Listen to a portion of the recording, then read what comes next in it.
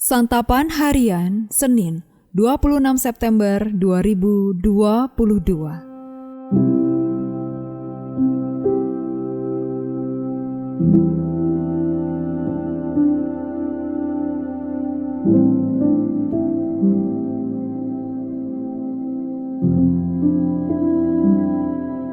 Inilah program Santapan Harian, sebuah program yang mengajak Anda menelusuri isi Alkitab, agar Anda menemukan makna firman Tuhan sesuai dengan konteksnya.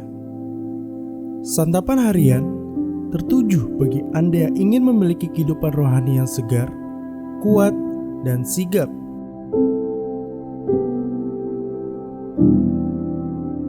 Hari ini kita akan membaca Wahyu pasalnya yang ke-10. Namun sebelumnya, mari kita berdoa. Dasar firman-Mu adalah kebenaran, dan kami hendak merenungkannya serta berpegang selamanya. Dalam nama-Mu Kristus, kami memohon. Amin. Wahyu 10 ayat 1-11. Dan aku melihat seorang malaikat lain yang kuat turun dari surga, berselubungkan awan, dan pelangi ada di atas kepalanya, dan mukanya sama seperti matahari, dan kakinya bagaikan tiang api. Dalam tangannya ia memegang sebuah gulungan kitab kecil yang terbuka. Ia menginjakkan kaki kanannya di atas laut, dan kaki kirinya di atas bumi. Dan ia berseru dengan suara nyaring sama seperti singa yang mengaum. Dan sesudah ia berseru, ketujuh guru itu memperdengarkan suaranya. Dan sesudah ketujuh guru itu selesai bicara, aku mau menuliskannya, tetapi aku mendengar suatu suara dari surga berkata, meteraikanlah apa yang dikatakan oleh ketujuh guru itu, dan janganlah engkau menuliskannya. Dan malaikat yang kulihat berdiri di atas laut dan di atas bumi, mengangkat tangan kanannya ke langit. Dan ia bersumpah demi Dia yang hidup sampai selama-lamanya, yang telah menciptakan langit dan segala isinya, dan bumi dan segala isinya, dan laut dan segala isinya, katanya, tidak akan ada penundaan lagi.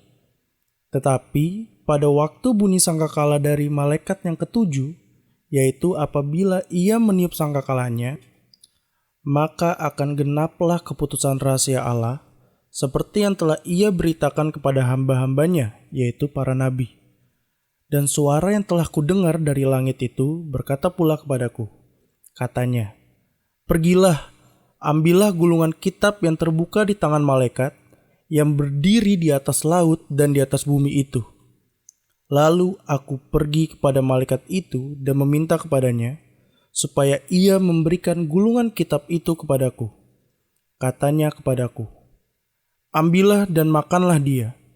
Ia akan membuat perutmu terasa pahit, tetapi di dalam mulutmu ia akan terasa manis seperti madu. Lalu aku mengambil kitab itu dari tangan malaikat itu dan memakannya. Di dalam mulutku ia terasa manis seperti madu. Tetapi sesudah aku memakannya, perutku menjadi pahit rasanya. Maka ia berkata kepadaku, engkau harus bernubuat lagi kepada banyak bangsa, dan kaum, dan bahasa, dan raja.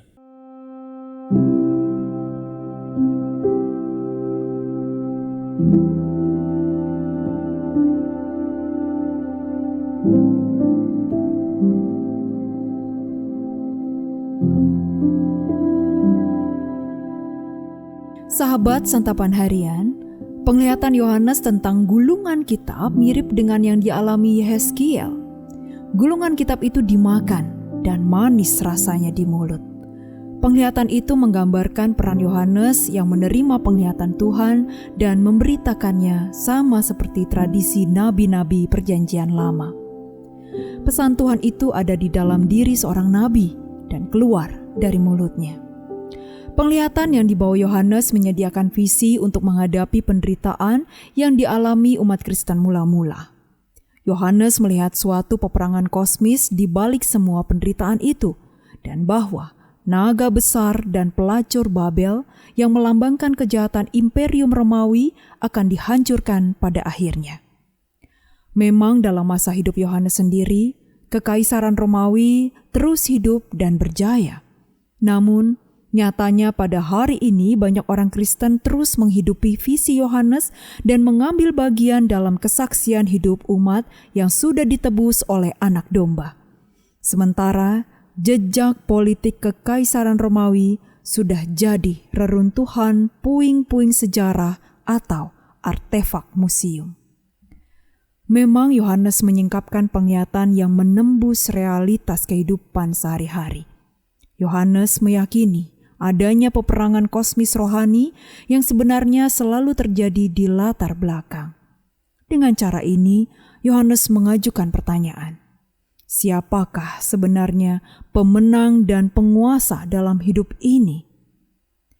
Dari perspektif dunia, jelas si naga besar sudah menghancurkan para martir atau saksi. Kekuasaan politik dan militer yang dipamerkan dan disembah oleh dunia sanggup membangkitkan kekaguman. Fakta bahwa naga besar dapat membunuh para martir tanpa ancaman hukuman pun seolah-olah menjadi bukti final kedahsyatan monster yang bagai Tuhan itu. Bahkan orang Kristen pun mungkin terpikat dengan sudut pandang ini. Namun, Yohanes menyajikan perspektif surgawi yang berbeda. Menjadi setia dan menjadi korban si monster bukanlah kekalahan, melainkan kemenangan melawan delusi propaganda si jahat. Mari kita berdoa. Ya Allah, pertarungan yang kami hadapi sungguhlah nyata. Godaan iblis pun nyata. Kami tidak tahu apa yang harus kami perbuat, tetapi kami percaya Engkau dan kuasa-Mu yang dahsyat itu pasti menyertai kami. Di dalam nama-Mu, Yesus Kristus, kami berdoa. Amin.